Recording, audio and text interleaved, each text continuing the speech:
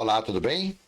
Vamos a um simples e humilde entendimento aqui sobre avançarmos para o que é mais interessante de saber. Como o próprio escritor da carta aos Hebreus, ele disse em, em sua carta, Hebreus capítulo 6, versículo do 1 ao 3, ele disse assim: Por isso, deixando os princípios elementares da doutrina de Cristo, avancemos para o que é perfeito, não lançando de novo a base de arrependimento em obras mortas e da fé em Deus, o ensino de batismos e da imposição de mãos, da ressurreição dos mortos e do juízo eterno. Isso faremos se Deus o permitir. Por que eu estou lendo isso aqui? Porque eu estou indo atrás de conhecer o Evangelho Eterno. Eu quero conhecer plenamente a respeito do reino de Cristo, que foi estabelecido há 2000 anos atrás. O reino de Moisés não me interessa mais. As coisas que se faziam no reino de Moisés, para mim, pouco importa, né? Então, quer dizer, aí vem alguns irmãos, algumas pessoas, e perguntam sobre isso, sobre aquilo. Gente, isso para mim Mas tudo que eu estou te falando, perguntas, são coisas de Moisés. São coisas de batismo, são coisas de ressurreição, são coisas tudo lá de trás. Então isso a gente pode falar durante vídeos, tá? Mas eu pegar e a pessoa me chamar num particular ou colocar no comentário assim, eu não vou. Eu posso fazer um vídeo, tudo, mas eu não tenho interesse nenhum. Porque se eu ficar aqui em cima de batismo, em cima de ressurreição, e aí? E o Evangelho Eterno, que é o mais importante? E o livro de Apocalipse, que é muito mais importante? Então, quer dizer, para mim, tá superado isso aí.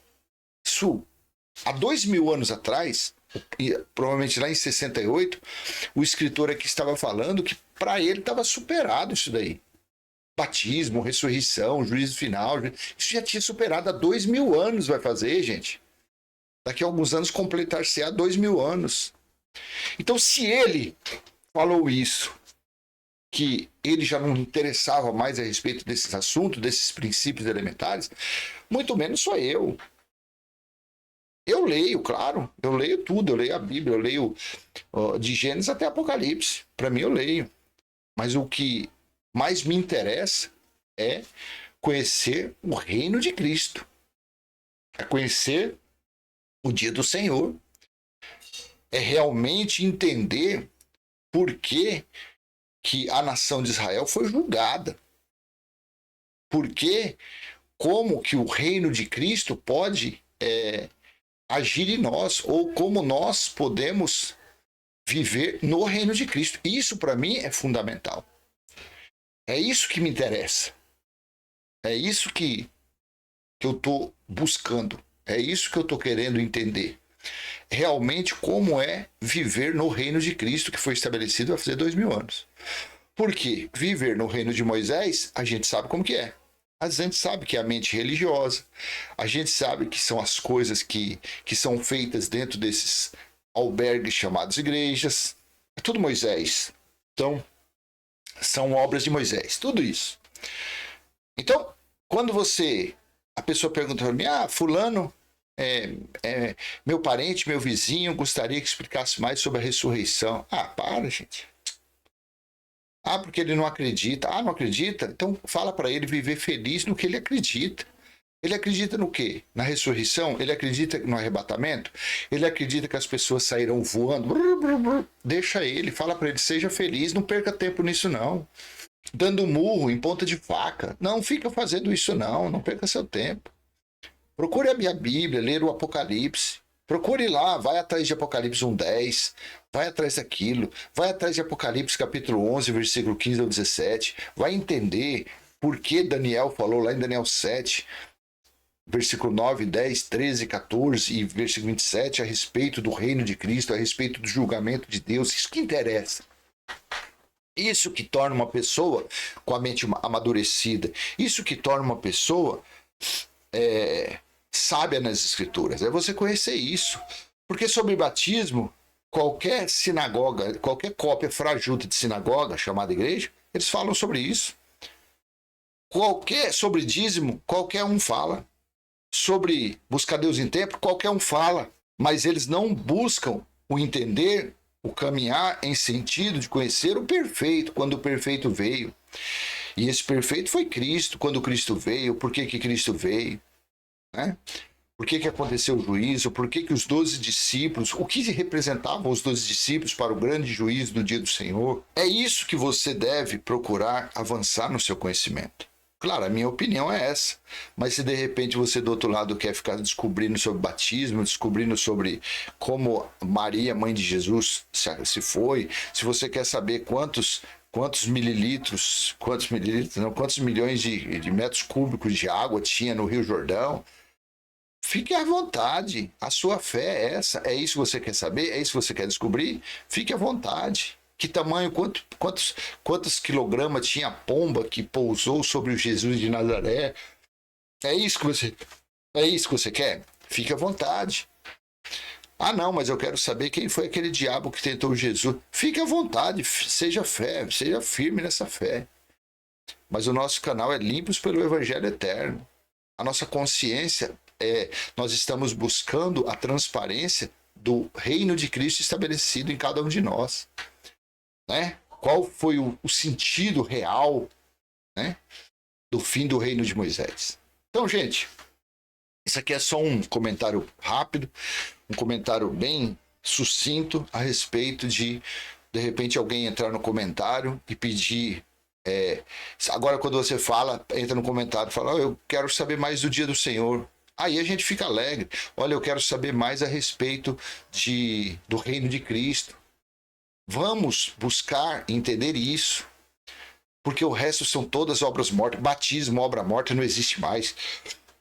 Buscar Deus em templo, jejum, oração, levantar de madrugada, buscar Deus em monte, apresentar criança, dízimo, oferendas, tudo isso fazia parte do reino de Moisés. É isso que você tem que escrever. O reino de Moisés é passado, vai fazer 2000 anos que acabou o reino de Moisés. O reinado, aquele reinado de trevas, de pânico, de medo, de escuridão, acabou. Então, para que você vai ficar hoje em dia se perdendo o seu tempo em querendo mostrar para um parente, para um vizinho, tentando colocar na cabeça dele que dízimo nunca foi dinheiro, que dízimo nunca, que foi uma lei para os judeus? O que vai te mudar isso? O que vai fazer você crescer no que isso daí? Tá?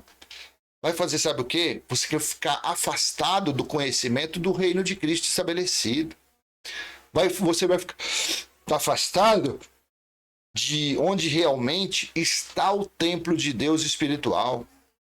Você vai ficar afastado de conhecer sobre a verdadeira Jerusalém espiritual que desceu do céu. Então, quando você se apega a essas coisitas, a essas coisas, obras mortas de Moisés, você fica afastado dessas coisas.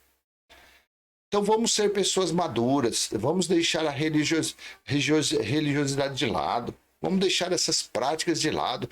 Isso falaremos, claro. Ah, mas você não vai falar mais de dízimo? Claro que eu vou falar, mas quando eu falar, eu falo com mais sabedoria, eu falo com mais firmeza, chamando esses que pedem dízimos de ladrões, de mercenários.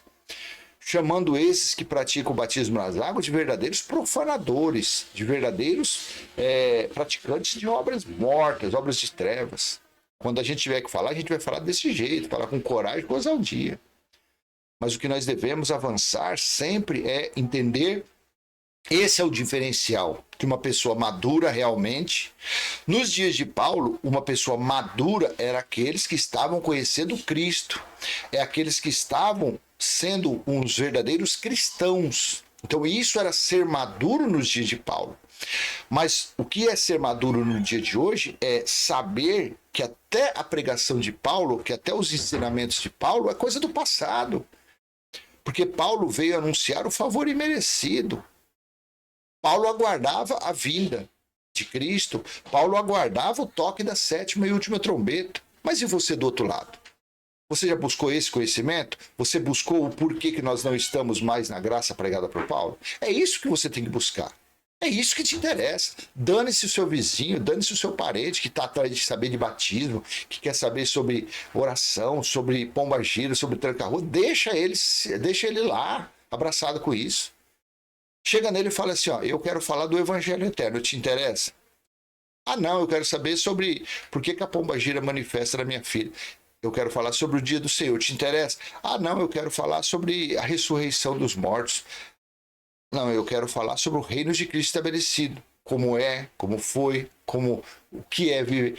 Te interessa? Ah, não, eu quero saber sobre oração, levantar de madrugada.